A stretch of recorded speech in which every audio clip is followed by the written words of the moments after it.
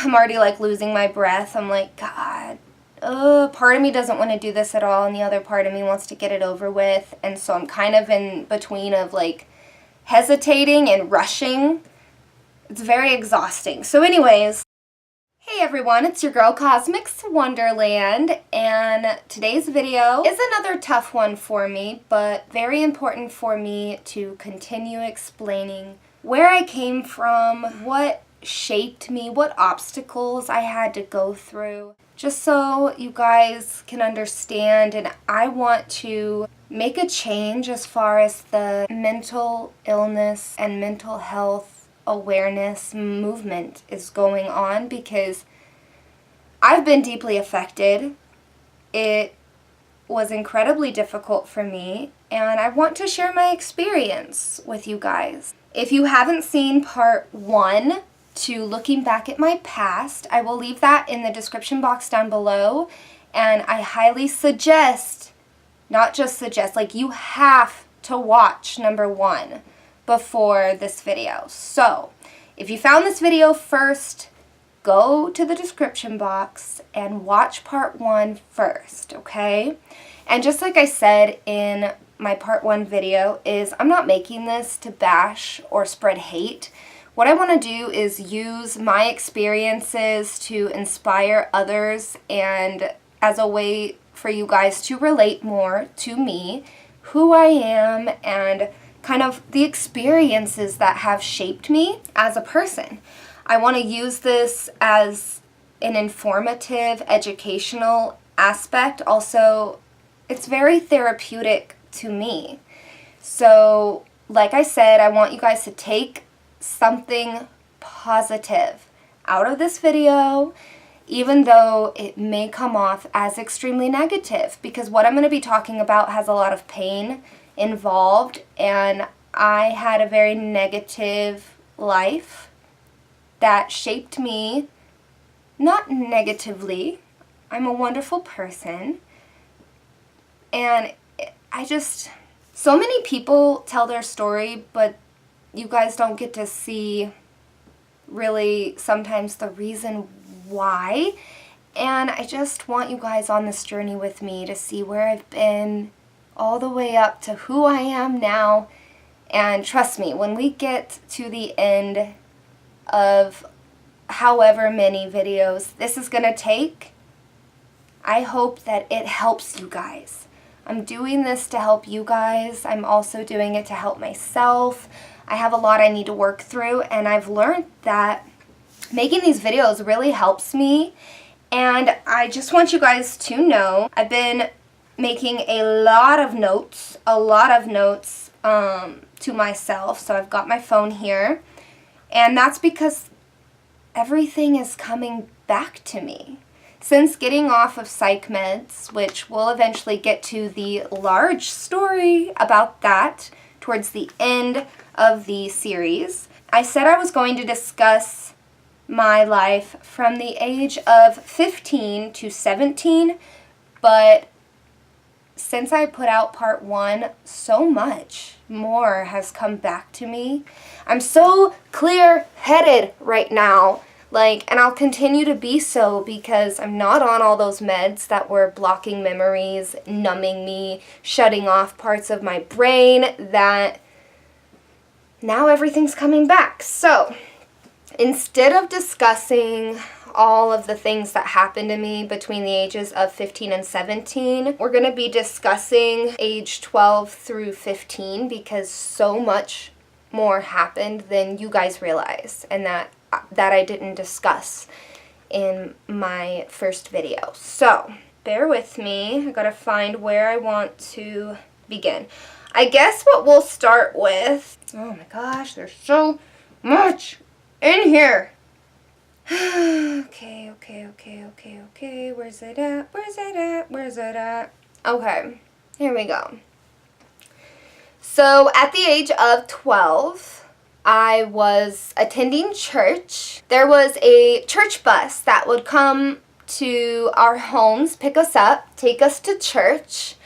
And I've never really been religious, but as a young girl trying to find my place in the world, I thought, what will it hurt? So I went to some church events and Bible study classes and kind of learned like it wasn't really for me. Not that I thought like it was wrong or anything, but the first time I tried to make a friend at church, she just so happened to be African American, black, however you want to put it. And when I came home, and I'm so sorry, but I'm having to read these notes just to make sure I'm getting my point across. I came home, and what happened is because my mother, Mitch, found out I was friends with an African American, and I just don't see what the problem was in that. I never saw color. Like, I didn't care where you came from, what you looked like. As long as you were good to me, like, that's all that mattered, is that you were a good person. But Mitch did not like the fact that I was trying to be friends with an African American. And since I was trying to be friends with her, I got in really big trouble when I got home. I'm not exactly sure how she knew. I probably went home and told her, you know, like, hey, I just made a new friend. I think she's awesome. Somehow she knew who this person was or something. But once I said she was African American, Mitch lost it. She ended up telling me, you cannot be friends with her. You can't be friends with that kind. But here's the thing, is I had been friends with African Americans before. When I would come and visit my mom, Mitch, I'm calling her Mitch because I don't want to call her mom. She was never a mother to me. I was friends with African Americans when I was younger, and it was fine. We had neighbors that they had African American kids. It was an African American family. And they lived right next to us, so we'd hang out all the time, and she never had a problem with it until I moved in with her. Visiting, it was fine, whatever. But this one instance, it was not okay.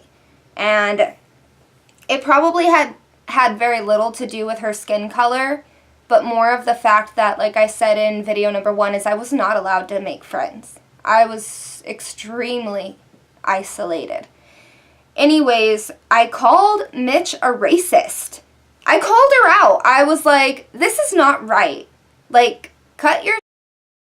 Stop acting like this. Let me have friends. Like, you know, and I did. I called her racist. I said, you're being racist. Ooh, Mitch lost it. She lost it, screaming at me in the living room, telling me, no, I'm not. Don't you ever call me that. Like, straight up in my face. And I stood my ground and I told her, if you're not, then don't act like it, you know? So anyways, the facts are the facts, and I wasn't allowed to talk to her or be around her. And I'm pretty sure she called the church and let them know to separate us. So it was total bullshit, okay? Total bullshit, all right? Another incident, I was probably 13 at this time. Mitch pulled me aside in the living room, I believe, maybe in the kitchen. We were at home, and I was upset at the fact that I was being drugged. Drugged. I meant to say drugged, as in like she was dragging me to all of these different therapists and psych doctors and stuff, but I mean, I was also drugged. Duh. Like, the two words mean the same thing. I was also told that Mitch also wanted to do the same thing to my half-sister, and when my stepfather stepped in to keep that from happening to her, the conversation went down like this. We're gonna call my stepsister B, okay? B is my child, and Ashley's not, so I'm not gonna let you do that to B, but do whatever you want to the other one, because I don't care. I was really upset and I was feeling down about myself, and I didn't understand why she was trying to have me labeled as all of these things. Bipolar, you know, she even tried to get me labeled as schizophrenic, multiple personality disorder, and she was always self-diagnosing me and taking me from doctor to doctor until she found someone that agreed with her diagnosis, which she is not at all. She doesn't have the knowledge, the college degree. She's not a psychiatrist. Like, she doesn't know what she's talking about. Having your mother constantly tell you that you're this and you're that, and that's why we're doing this, is because you have problems. There's stuff wrong with you. I kept telling her, like, I am not these things. I'm not. Like, yeah, I have some issues, but our household has issues, okay?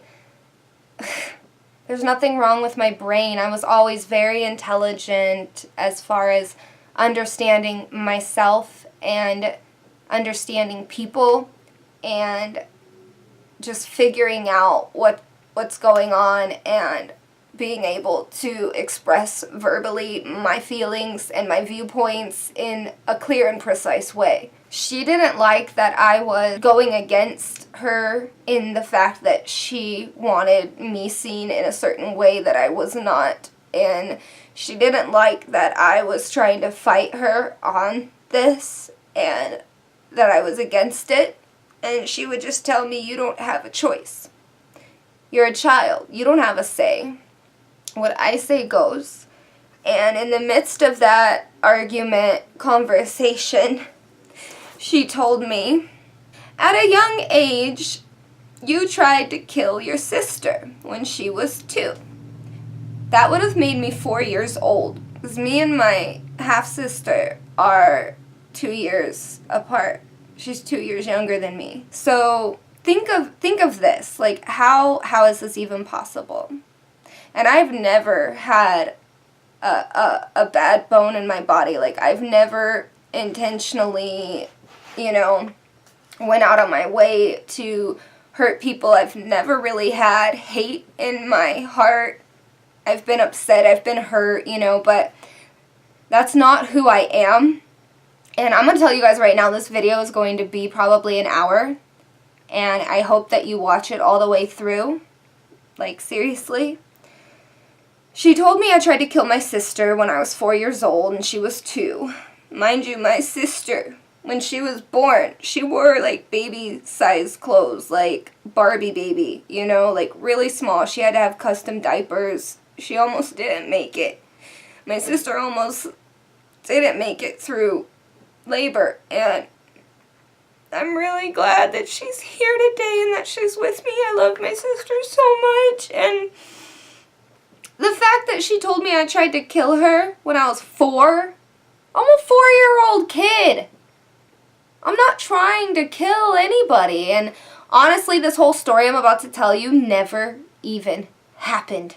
She lied to me. She lied to me. I don't know what pills she was taking at the time that made her so delusional, but she believes this to this day, You tried to kill your sister at 4 years old. She said to me, I just want you to know the type of person you are, Ashley, and why I know as your mother that you are bipolar, just like me.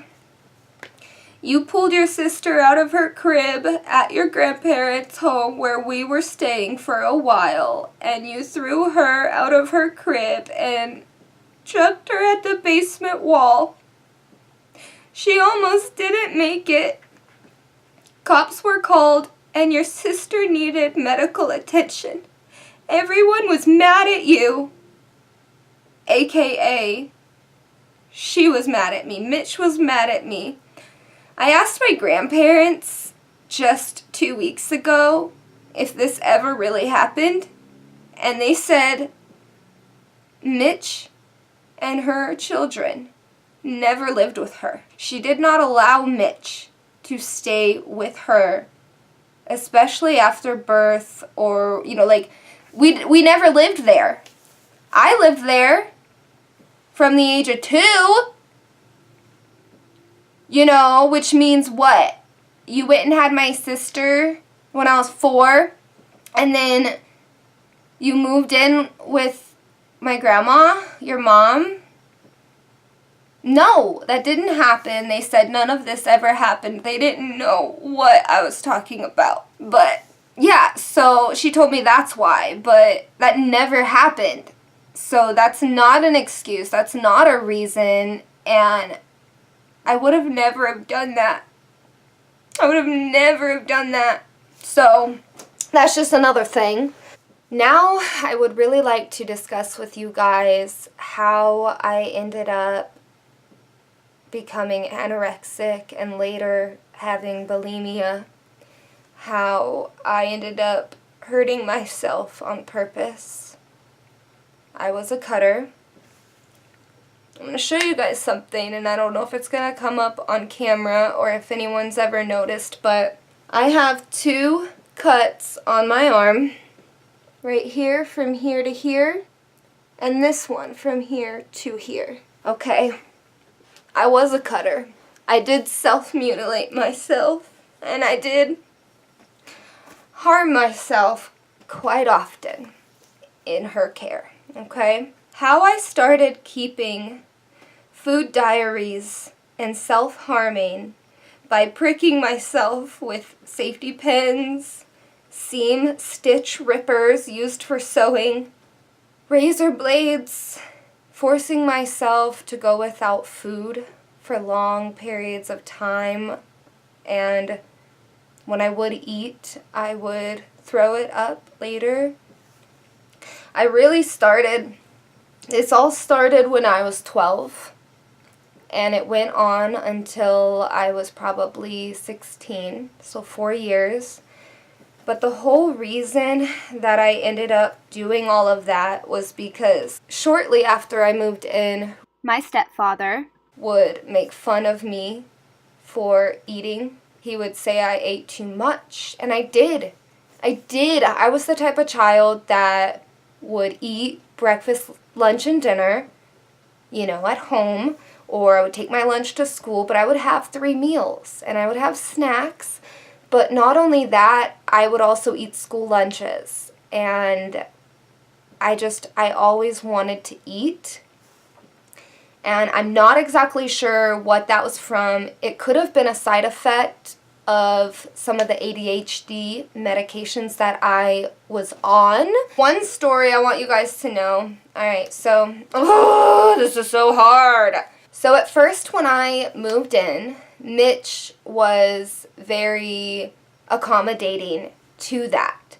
She would call my school and let them know my daughter does eat quite a bit, and I would love for you to accommodate that. It's very important to her and for her that she receives a school lunch even though she brings her own. And they didn't want to do that because if you would bring your lunch, they would take a tally who brought their lunch.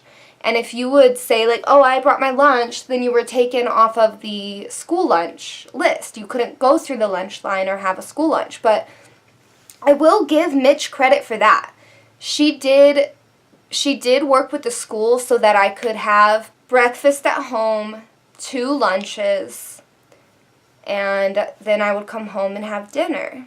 But I would snack a lot, especially on the weekends. I would plow through Special K cereal. That was one of my favorites. I'd eat a whole box in like 2 days. You know, I just really, I liked food. And I still do. I'm a foodie. I love food. Within 4 months of that... Ashley, stop name dropping. God, I keep name dropping. Even though you really want to, don't do it.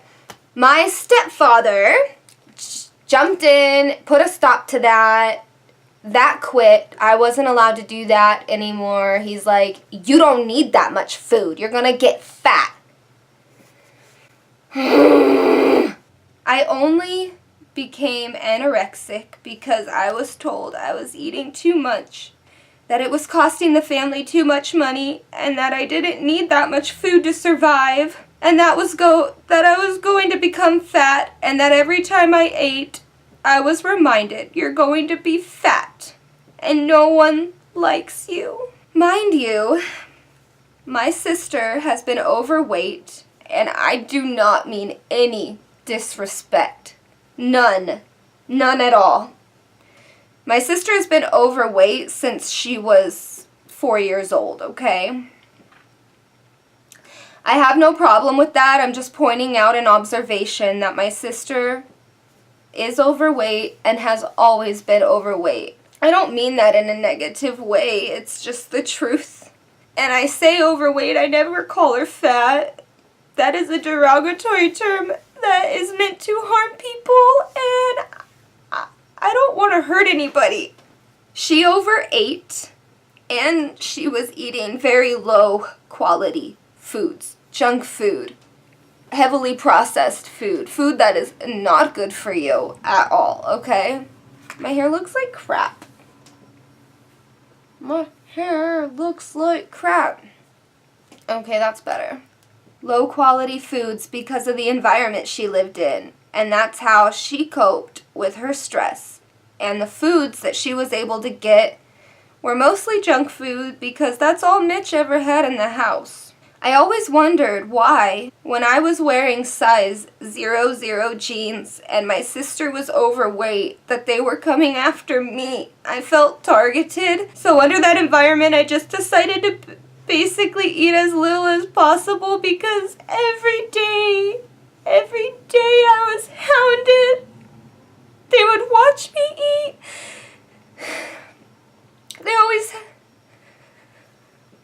My stepfather always had a comment to say. He always had something horrible to say about how much I ate, what I was eating, when I was eating, where I was getting food, what food, like why, that I didn't need it, that do I want to get fat, do I want to be ugly, nobody likes someone who's fat. And just think about how harmful that was for my sister. It was kind of like all their feelings that they had towards my sister and her struggles with her weight, they were putting on me, and there was no reason for that because I wasn't overweight. I was a very, very skinny girl, and I understand that it costs money to feed your kids, and I understand that I didn't need that much food to survive. I totally got that, but it got to the point where, so under that environment, I just decided to basically eat as little as possible when at home to appease my parents.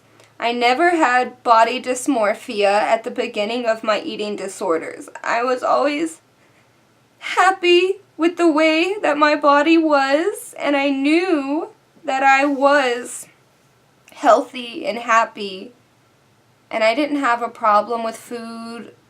I really liked food, and I didn't see a problem with it.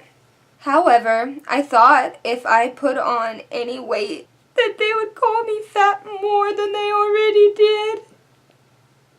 Mind you, I was like 70 pounds when I moved in with them. 70 pounds, okay? Probably not even that, honestly. Like, I was really tiny. And I just was trying to keep them from bullying me and monitoring my eating and telling me how much I was hurting them financially by feeding me. Mind you, we're never allowed to say anything about my sister's eating, what she was putting into her body, and I always wanted good stuff, like Sara Lee whole wheat bread. I thought it tasted amazing. I didn't want the freaking Wonder white bread that was full of bad stuff. Like, I wanted fruit, I wanted vegetables, I was obsessed with granola bars and dried fruit, and like I always ate really healthy. I didn't like eating junk food. Like, what I was putting in my body was always pretty good for me for the most part, you know? But anyways, We were not allowed to call her overweight. No one ever said anything about my sister eating Twinkies and Hot Pockets and Oreos and toast, and I kind of feel like how they felt about her appearance, they just attacked me for it, and it had nothing to do with me, but I bared the brunt of it. So under that environment, I decided to eat as little as possible, thinking that it would get them off my back and I wouldn't have to hear these horrible things every time I went to eat, because it made me feel so bad about myself.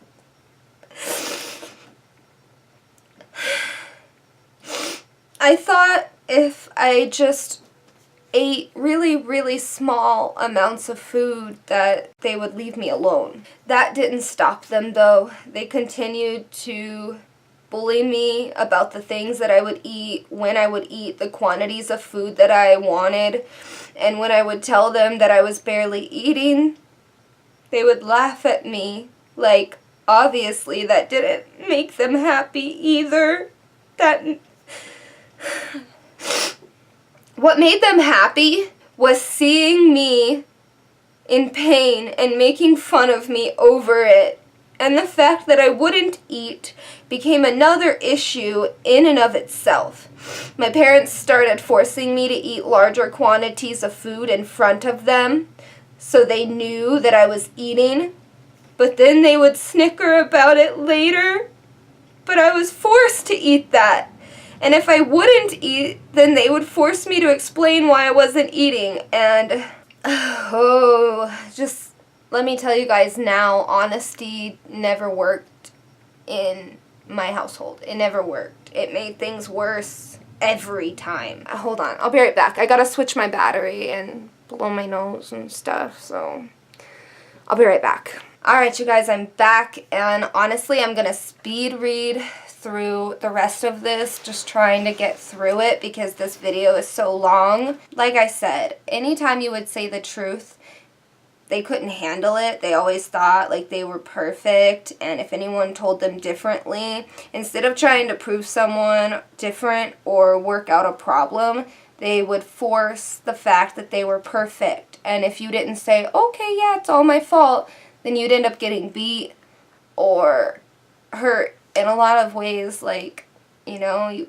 can't go anywhere, you can't do anything, you know, they barricade me in my bedroom. Like, it just wasn't worth being honest when it came to telling them anything negative about them. I always had to take it upon myself and blame myself in order for them to, you know, to de-escalate the situation. So, I honestly, like, there was no way at that point at 12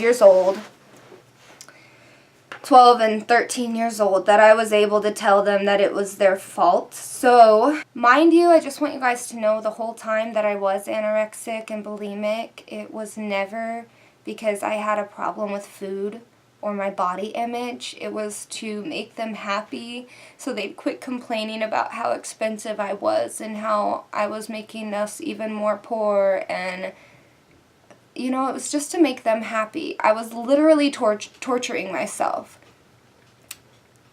I wanted food, and instead of eating, I would just lay in my bed most times and just repeat all of the horrible things that I knew they were going to say and that they had already told me 100 times, and that deferred me. It kept me from going in there. I'm like, I can already tell myself these things 100 times. If I just stay out of the kitchen, it'll be one less day that they don't tell it to me themselves. When they asked me why I wouldn't eat, I couldn't tell them that the real reason was because they made me feel like I couldn't, because then I'd be in trouble for blaming them because they never did anything wrong. They would then make my life harder because they felt that I didn't like them to the level that they expected. I should look up to them as what they thought they were, which was high and mighty and perfect, and everything was everybody else's fault. And I learned that really quick living in that house, that anything that went wrong had to be my fault. Even if it wasn't, and I knew it wasn't, I had to find a way to make it my fault. And that always made them feel better. After getting down to 95 pounds at the age of 15, I don't know if I mentioned this, but I started keeping food diaries, writing down every little thing that I put into my body, so when they would tell me I'm eating too much, I could go into my room and see what if I ate that day, and I'd come back out and I'd tell them exactly how many raisins, how many cookies, how many scoops of ice cream, how many bowls of soup, how many salads, how many apples, like whatever it was that I ate that day, I'd write it down, and the quantity in which that I ingested. And that way I could see on paper, is this list really long? Is it not? Am I eating too much? I really started to question myself. And after getting down to 95 pounds at one point at the age of 15, I was so weak and I was so unhappy. This had been going on for 3 years that I knew my body couldn't keep up. I knew it couldn't keep up with what I was putting it through. I remember taking a picture of me laying on the ground next to a ballpoint pen, and I put the pen like this, up and down, and I was laying this way, and the pen went above my stomach. I was thinner. So let's say this is a pin, even though this is not the real size of a pin, but my stomach was only this big, half the size of a ballpoint pen, okay?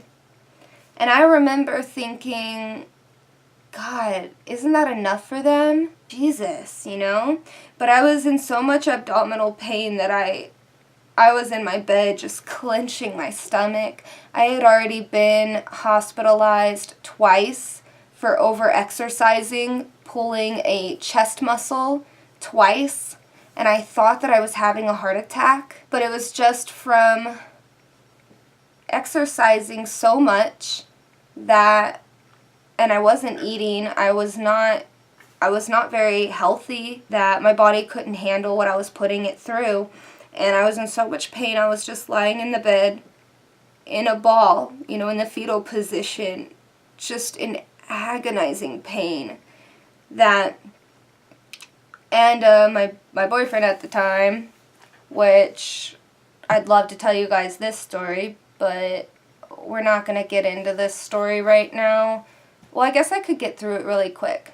I was dating a boy at the age of 13 to 15-ish, maybe, no, it was 14 to 15, 14 to 15, and he was my first love or whatever, as a kid, but I was dating this dude for maybe 6 months, and we were only we were only living in the same town for a month, and so that's kind of why it was okay that I had a boyfriend, was because he wasn't around. He was in Arkansas, I was in Missouri, but we really liked each other at the time, and we were sending back a notebook and stuff. We stayed in touch. And at one point, which I thought was super awesome, and I was really happy, Mitch ended up driving me to Arkansas to spend the weekend with him, all of us, with him and his uncle that he lived with, and his sister, in this big, nice house. And it was really awesome because I hadn't seen him in so many months that it was really hard for me because I didn't really have anyone in my life, So when she told me, I'm going to take you down to see him, I got so excited. I legit couldn't wait. It was awesome, but it felt like something was off when we got there. Something wasn't right.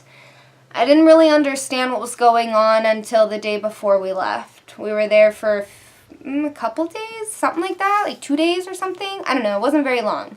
But his uncle had told my mother, Mitch, that my boyfriend at the time had cheated on me, with another girl, brought the other girl back to the house. They would watch movies in the big giant theater room and cuddle, and that he had moved on. And we were having a great time. Like, I didn't know anything was up. I didn't know that I had been cheated on, and I, of course, was faithful to him. And we're swimming, we're having fun, me and my boyfriend, and Mitch and his uncle are in the hot tub.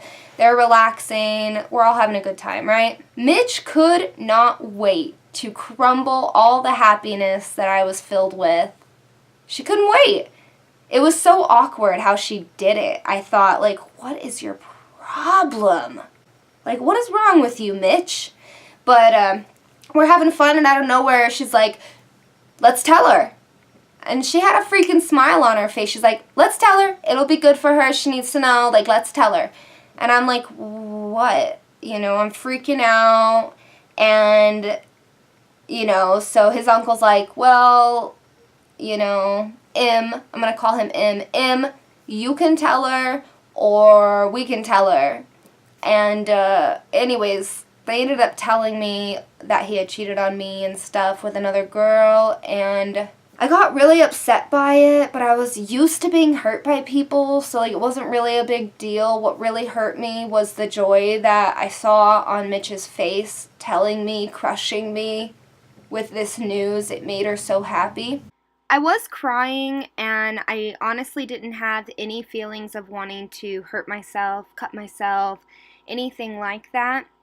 But I was really, really hurt by the news and just the whole situation and how it came about.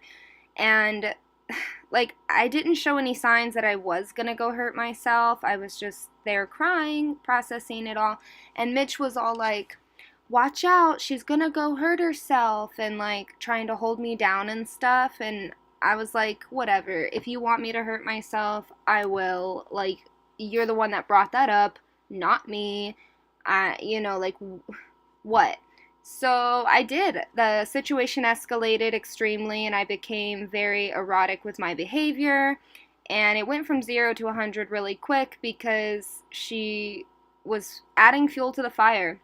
And I was like, fine, whatever. So I was flicking rubber bands on my wrist, you know, whatever, but...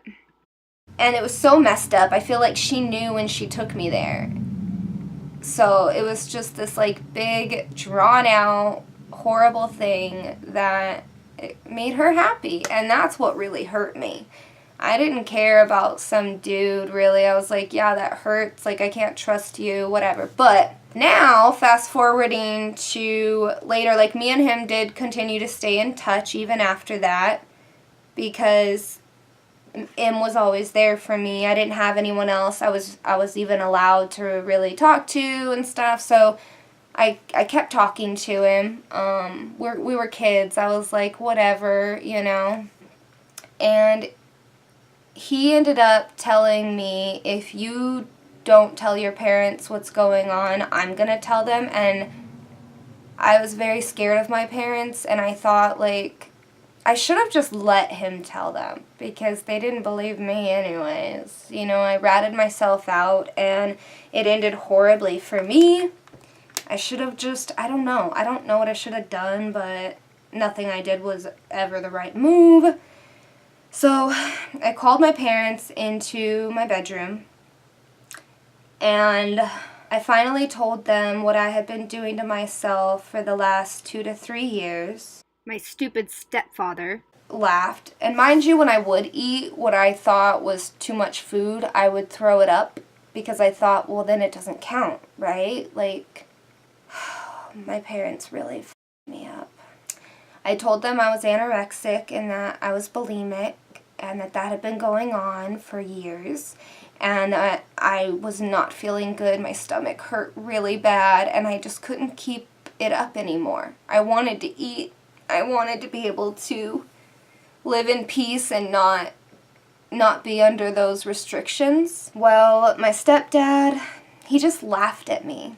He thought it was a big joke. He laughed at me. Just like when I was 12 and I started all this, I ended up really wanting ice cream. But I knew he would see that there was ice cream missing out of the container and I wasn't allowed to have any in the first place. That's thunder. We're gonna get a big storm. Anyway, so I ended up, what I did is I took a teaspoon measuring cup, you know, very, very little, and I dipped it in and then I smoothed it out so he possibly wouldn't notice. And I savored that bite for a while, and I was really happy. It was hard not to go back for more, but he did notice. He noticed that a teaspoon of ice cream was missing, that someone had gotten into it, and he came to me and was like, "Did you eat my ice cream?" And I started crying. I told him I'm sorry. I did. I had a teaspoon. That's it. I swear to God, I measured it, and he laughed at me then at 12 too. He's like, "Boy, I bet you ate 3 cups of my freaking ice cream. You're just gonna get fat." And, you know, so he, you know, tormented me about it. And, so anyways, same thing at 15. But I ended up pulling out my diaries from, my food diaries from the last 3 years to show them. And I was keeping logs of when I would throw up. I would hide in my closet with Walmart bags and I would throw up. And I would turn my music up really loud so no one could hear it. And then I'd go when no one was looking and hide it in the trash or take it out to the dumpster, whatever I needed to do, okay? I was really hiding it for a while, but the tormenting never ended. So after 4 years of that, I just couldn't take it anymore. My body couldn't handle it, and I never wanted to do that to myself in the first place. It didn't make them love me. It didn't make them quit picking on my body image and my food eating. So I thought, why am I doing this? It's not changing anything. It's just hurting me. So I let them know that I didn't feel good. My stomach hurt so bad, and I just really didn't feel good, and I told him why. Showed him my food diaries for the last 4 years, proving that I was barely eating other than at school when I would, like, eat a lot. Like, a lot. I would binge on food because I knew, like, no one at school was going to tell my parents that I was eating. Like, it was a safe place to eat. And so, yeah. Well, anyways, my stepdad just ended up, he was like, "You just want attention. You just want attention. This is another little stunt that you're doing because of your craziness. You're crazy just like your mother. Like, why are you doing this? Like, life's good. What's your problem? Like, why are you wasting my time? I got stuff I'd rather do than deal with your drama. I don't believe you." Whatever. While he continued to laugh at me, Mitch ended up calling the police to take me away. Yeah, taking me away. Honestly, I didn't have a problem. Like, I was hurting myself and keeping myself from eating to make them happy. And the whole time I was crying because I felt like I couldn't have food, but I wanted food. But it was all to make them happy, but instead they hated me even more. That was my first trip to the psych ward. My first. Okay. I had 2 trips to mental institutions. One at 14, one at 15 or 16 also. I'm going to get the documents for that eventually in the next few weeks. So I'll have a lot more details for you guys. But jumping back to 13, I ended up, you know, hurting myself with, there's like fuzzies, like landing on my eyelids as I sit here. It's so annoying. So going back to the age of 13 with the self-harm, I thought as a kid, I've always internalized everything. Like, whatever others are feeling, if they're going through hard times, if they are in pain, it's in my nature to take their hurt and carry it on myself. Does that make sense? So what ended up happening is I could tell that Mitch and my stepdad and just the whole house was in a lot of pain and chaos, destruction, and it really damaged me inside, and I just ended up hurting myself in multiple different ways on purpose. Not because I thought it'd make me feel better, like that doesn't make any sense. Like I wasn't delusional, but I just felt like everything that I was feeling emotionally that I deserved or wanted to in some sick way feel it physically also. I didn't know if it would feel like a release for me or what, but you know, words cut deeper than knives. You ever heard that saying? And so I thought that it would, I don't even know. So the story is, at 13 years old, me and Mitch got in an argument about God knows what at this point. I don't even know. I can't remember. But I just decided I'm not going to hide it anymore. If you're going to treat me like this and you're going to hurt me so badly with your words, actions, and sometimes your fists, that I would just, in the middle of the argument, I just got up, ran to my room, grabbed the seam stitcher, and started basically like poking through my jeans, stabbing myself on the legs, and I just didn't want to hide it anymore. I was like, this is what your actions are causing. I wanted her to see the actual pain that I was in. And instead, what ended up happening is she took the seam stitcher out of my hands and she just had hate. And I really thought she was going to kill me. And she threatened to stab me multiple times. She's like, if this is what you want, I would be happy to do that. If you want to get stabbed, if you want me to gut you, I will. And I really, really thought she was going to, but she didn't. And that scared me even more. And it's like, I'm already doing it for you. Is that what you want? And I I was like, God, I can't win for losing. I can't do anything. I just I, I can't even get the words out. Like, I don't know how to express what I was going through. And I was just trying to make her see, to open her eyes, to change the way that they were treating me and running the household. I wanted her to see what it was actually doing, how much damage it was causing, but instead she just threatened to attack me and really physically hurt me. And so I just freaked out. I just turned into a ball. Take all of my anger out on myself because I couldn't fight back against my parents. I was so young. Right before this, about maybe a week before that incident I just told you about, what had happened was I was sending inappropriate pictures of myself to some boys that I was going to school with.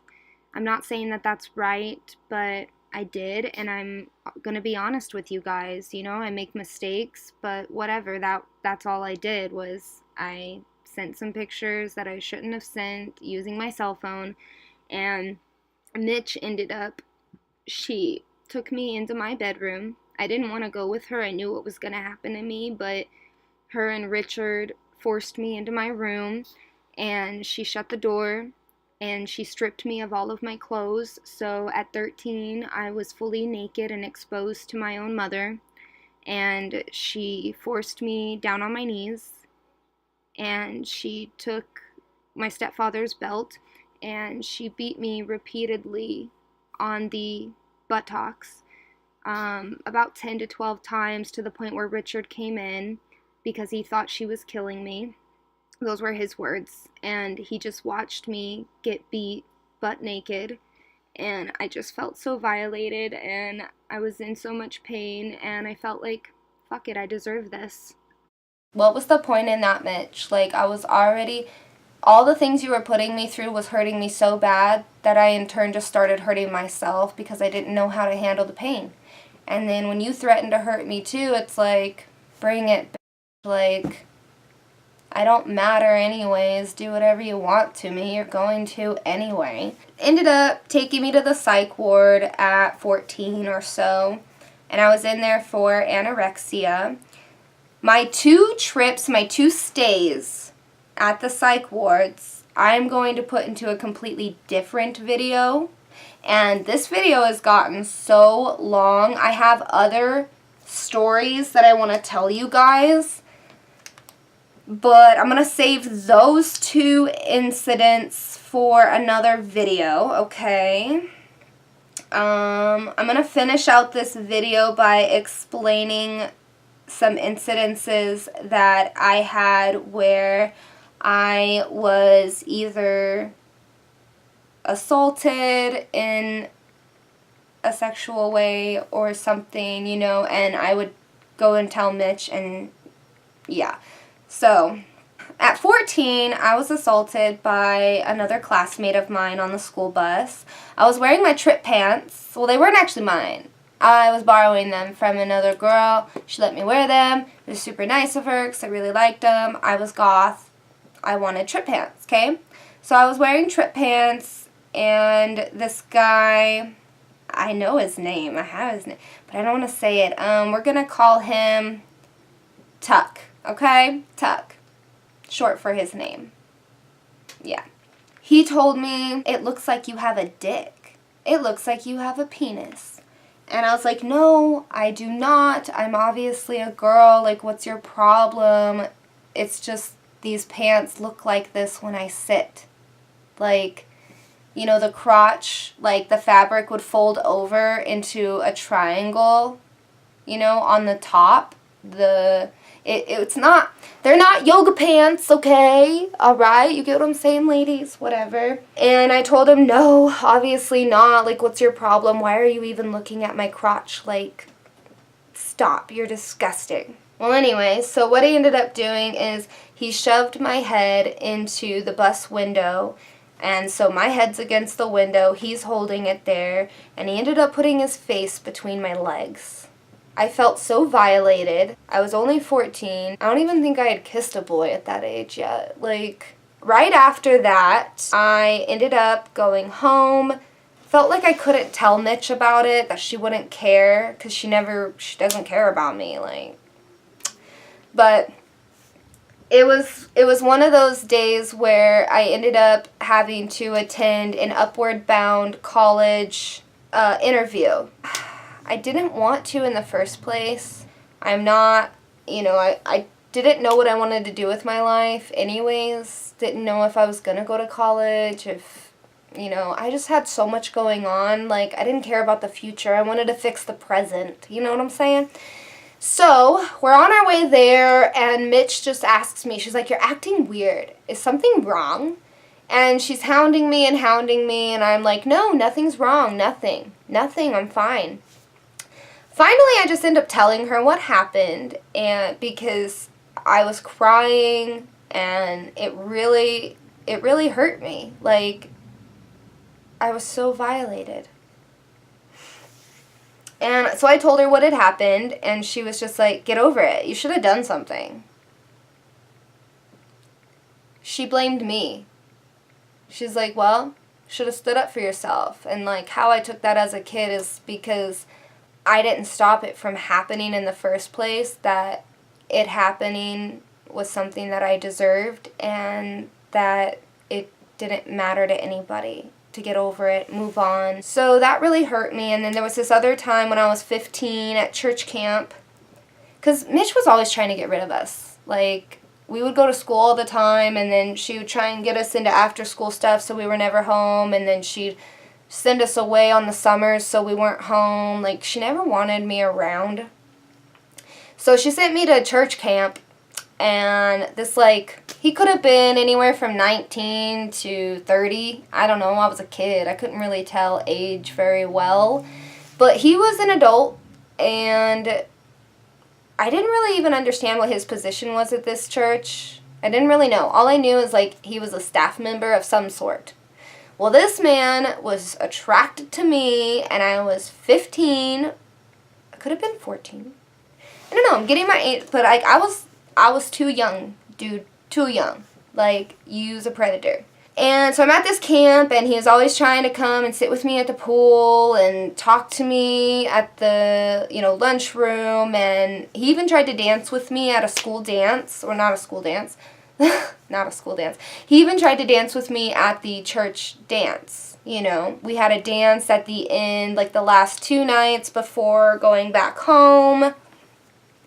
And so, yeah. And I was just like, dude, no. Like, ew, okay? We were getting ready to load back up on the bus to go back home, okay? I'm in line getting ready to load the bus, and this guy just starts running up to me, and he's like, you can't get on the bus yet. I'm like, why? Did I forget something? Like, what? And he's like, you can't go until you give me some way to contact you after. Like, I don't want to lose communication with you. I like you a lot. And I was like, dude, this is weird. This is really weird. So you know what I did? I gave him my mom's email address. Yeah, I did. I was like, no, that's mine. That's my email. Yeah, no, I really like cows. No, that's mine. Email me anytime. Went home, told Mitch about it, and again, she didn't care. She was like, you shouldn't be flirting with men. Quit leading them on. Like, she always blamed me for those things that I was just like, F it. She doesn't care. You know what I'm saying? So, yeah, that was messed up. Whatever. She doesn't care what happens to me. Okay. Another reason why I was cutting myself was because... Actually, you know what? Oh, okay. So this video is so long. You know what I'm going to do is... We're going to do my 2 trips to the psych wards in my next video, number 3. I'm also going to throw in my issues with bullying because I was extremely bullied at school my whole entire time from 6th grade to 12th grade. I was bullied extremely hard, and that really shaped me a lot too. So I'm going to discuss those things in my next video. So I really appreciate you guys watching this, and I hope you get something positive out of it. I'm doing better in this video than my first video because I'm a strong woman. I know the truth. I know what happened. I know why. And I know where I'm at today is full of joy and happiness and progress and success and love, and so this video was a lot easier for me. I didn't really cry, and I feel really good that I talked about this and I opened up about it.